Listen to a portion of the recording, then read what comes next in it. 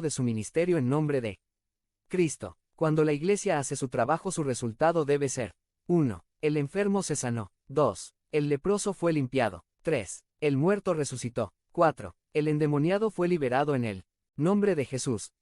Me llama la atención que Cristo les mandó a buscar las ovejas perdidas, descarriadas de la casa de Israel. Aplicación. Lo próximo que viene de parte de Dios para esta iglesia y la iglesia en todo el mundo es la tarea de atender a este llamado de Cristo de ir primero a los descarriados de su iglesia, los descarriados que son antiguos miembros y visitantes de la iglesia. Los descarriados que son cónyuges e hijos de cristianos no creyentes o que están fríos. Los descarriados que están metidos en la delincuencia, las drogas y la prostitución abierta o disimulada. Los descarriados que ahora son artistas del mundo. Los descarriados que ahora son políticos y funcionarios del gobierno. Los descarriados que ahora son hombres de negocios. Los descarriados que ahora son policías o militares. Los descarriados que ahora son profesionales de renombre o de éxito. Los descarriados que ahora son periodistas y locutores. Los descarriados que ahora son deportistas. Los descarriados que ahora son parte de religiones falsas y satanistas.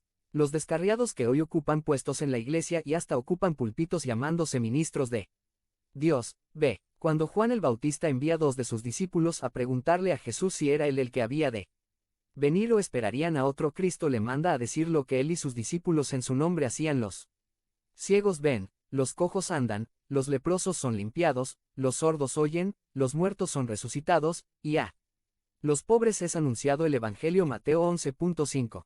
La pregunta es muy israelita y la respuesta de Cristo también lo es, por cuanto Juan el Bautista le pregunta: ¿eres tú el que habría de venir o esperaremos a otro? Los que estaban esperando al Mesías eran los judíos. C.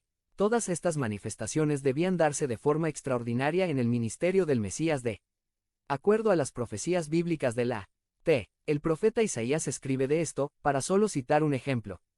Hazte miembro del canal y ayúdanos a difundir la palabra de Dios por el mundo. Freemar 15-2024. Habla con Dios en 5 minutos. Descripción del video. Referido directamente a la respuesta de Cristo en Isaías 26:19, en donde el profeta con toda certeza dice: tus muertos vivirán, sus cadáveres resucitarán y la tierra dará sus muertos. Ver también Isaías 35:5.6. Los discípulos siguieron resucitando muertos en muchas ocasiones más, según nos lo relata el texto sagrado del Nuevo Testamento. 2. Cristo resucitó muertos. Durante su ministerio sin paralelos. Jesús resucitó muertos. Sin ningún pensamiento en particular en mente, me dediqué a estudiar el perfil de algunos de las personas que Cristo resucitó. Escogí 3. La hija de Jairo, de 12 años de edad. Vivía en Galilea junto con sus padres. Jairo era el principal de la sinagoga de los judíos en aquel lugar. Por lo tanto, esta niña tenía conocimiento acerca de Dios y de su palabra. Era hija de padres de fe. Esto se deja ver en el momento en que Cristo le dice a Jairo: no temas, cree solamente, y serás salva. Lucas 8:50. Y también cuando Jesús permite que tanto él como su esposa presencien la resurrección de su hija junto a los discípulos Pedro, Jacobo y Juan. Lucas 8:51. Delante de ellos Cristo le dijo a la niña: levántate. 54. Y la niña resucitó. El espíritu de la niña volvió y con él la vida. El ministerio de los niños en la iglesia debe resucitar. Debe haber gente que ayune, ore, visite y se dedique los niños hasta que no haya asiento en esta iglesia que no esté ocupado por lo menos con un niño. La hija de Jairo resucitó y el ministerio de los niños en esta iglesia también resucita hoy en el nombre de Jesús. B. El hijo de la viuda de Naín. Lucas 7 de noviembre de 17. Era un joven. Vivía en Naín, ciudad de la región de Judea. Su madre era viuda. Era hijo único. Posiblemente su familia era una familia de respeto o por lo menos admirada en aquella ciudad porque había con ella mucha gente de la ciudad en aquel momento de dolor. O tal vez aquel joven era un joven muy querido por la comunidad en la que vivía, por lo que estos sintieron hondamente su ida a destiempo de este mundo. Los más grandes hombres de la iglesia cristiana fueron vidas consagradas a Dios.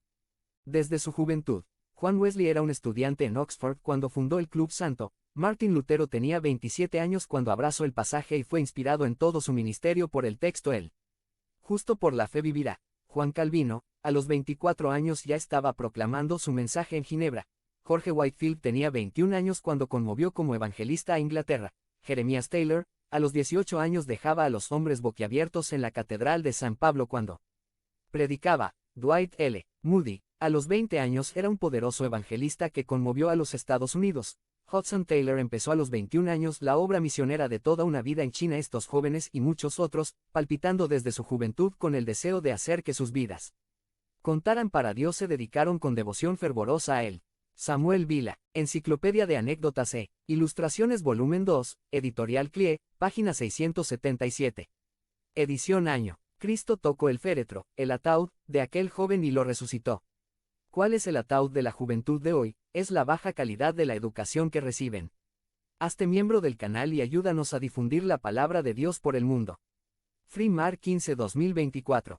Si crees en el poder de Dios, comenta 11.